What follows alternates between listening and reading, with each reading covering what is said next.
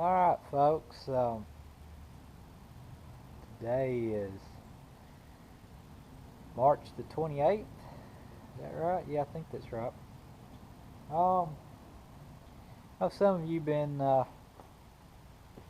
wondering about an update here on the Massey 5610 on the issues. There's the coolant leak issue, and then I've noted in the comments on one of the videos that I had developed a hydraulic leak on the loader hydraulics. I'll show you here in a second. I do have parts in for that to fix it, and that's something we'll be doing here in just a little bit. It got down to freezing last night,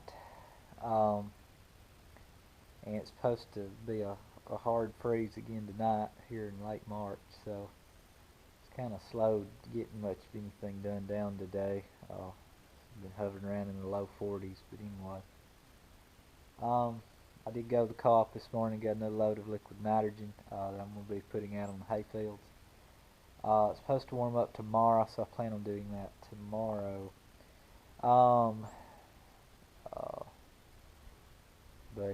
Yeah, just working on a few things around today. So I'm going to get this out here in a minute and try to fix this hydraulic leak. And I've got an old kind of a chisel plow out in the field. I'm going to see if I can go hook to here in a little while and get out here. Ain't much to it, but a tree fell on it a few years back, just caught the very edge of it and just bent one of the mounts at one of the plow points goes on. So I was going to look and see if I needed to fix that or if I could get by without it. But anyhow, the radiator cap leak. There's the reservoir. As you can see, it's empty except for maybe just a little tad in the very bottom. So it has leaked itself empty again. You can still maybe see a little bit of fluid around underneath of that cap. I have contacted the dealer again to see what the plan was. Anyway, you can see the fluid, and again coming out around the bottom of the cap, not out of the top. And one guy I think commented this tube might be stopped up. It is not stopped up. So anyway, yeah, that's still leaking. The dealer said he had a new reservoir tank on the way. He said it was probably going to take a couple of weeks to get it, and that he'd send it to me. It was the same day I talked to him about the hydraulic leak over here issue and what parts I needed, and they got right on that. I think I called them on Monday, and those parts came in yesterday, which was Friday. Anywho, other than these two issues, just still doing all right.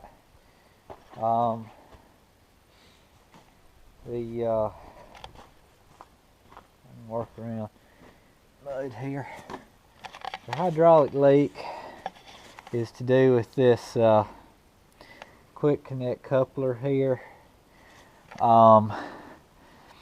You've used one of these before. Like I said, it's the same style as some of my John Deere's. There's 4 ports up here that goes in this cam, and this bottom piece here goes in there. What happened was, when I hooked up to the rehooked back up to the loader the other day, some of you may have watched the video of me unhooking from it. When I hooked back up to it and I hooked the hydraulics up here, there was hydraulic oil pouring out from underneath or between where these two plates go together, and it was getting all over the fender there. You can see it was just running down the fender. But what the issue appears to be, if you can see it right here, is that one port is leaking, and there's a little O-ring that sits just up inside this piece. This center piece here pushes up in there, and the outer piece goes down in the top of the bottom block. It's up there. But anyway, this is the one that has the valve on it, and none of my John Deeres had this valve, and I still don't fully understand the reasoning for the valve. I'm sure there's a reason for it, but I had closed that valve off when I unhooked from the loader, and when I went to couple these two pieces back together, I had left that valve closed. So when I pulled down on this lever to pull them together, there was a little bit of pressure, so I stopped and let back up on it, and I realized this valve was closed, so I flipped it back on, re-pulled down the handle, and it just slid right in real easy. I told the dealer I wasn't sure that I had maybe caused the issue by trying to, apparently, that was under pressure, and maybe damaged that O-ring in there. I don't know, but nevertheless, it's leaking and leaking pretty bad. So they have sent me this whole part here, and they've sent me this part here in the bottom block. I don't think nothing's wrong with this part unless there's something inside this part that damaged the seal in this part. So it kind of made me wonder if they sent me both parts because of that. This part will be pretty easy here to remove. And what I'm planning on doing, before I move the tractor, because I don't want to work on it, I've got kind of a tight space right here. I'm going to move it over the other side of the shed. I'm going to go ahead and unhook this line, since it's got this valve on it, from here.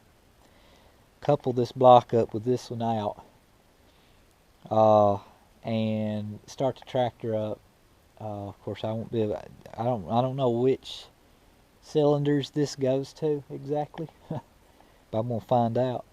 But anyway, I'm gonna remove it from the plate here, and do that, and make sure I still don't have a leak before I go to any other trouble. Just to isolate it and process elimination there, and make sure that is truly the one leaking. Like I said, pretty confident here of looking at it, because it's the only. All the other ones are dry, and it's just sitting there dripping fluid out of it.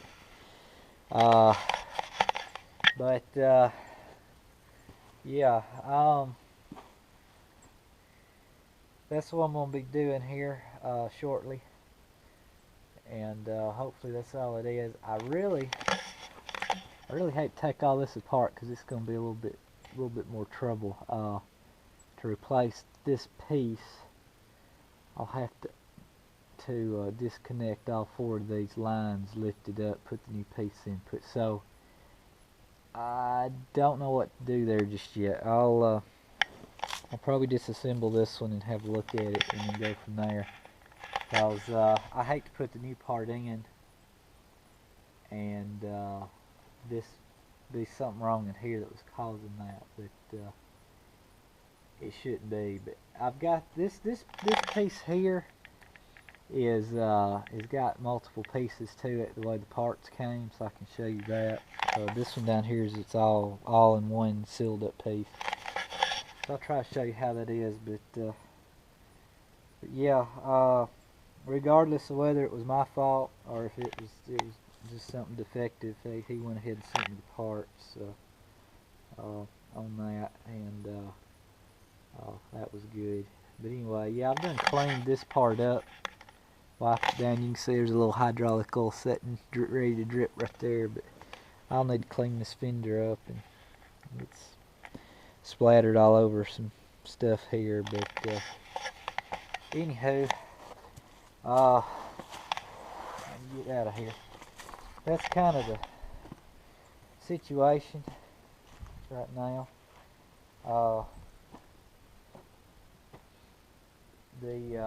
Everything else seems to be okay right now. Hopefully I'll get that tank here in a week or two on the coolant issue and see what it does. The dealer's still working with me. I do get the feeling that the dealer, the guy there is doing what he can do to help solve these problems, but I get the feeling that there's maybe some corporate things going on higher up the ladder above him that are slowing things down maybe. I'm getting parts and stuff covered under warranty and whatnot, but anywho, it is what it is, I guess.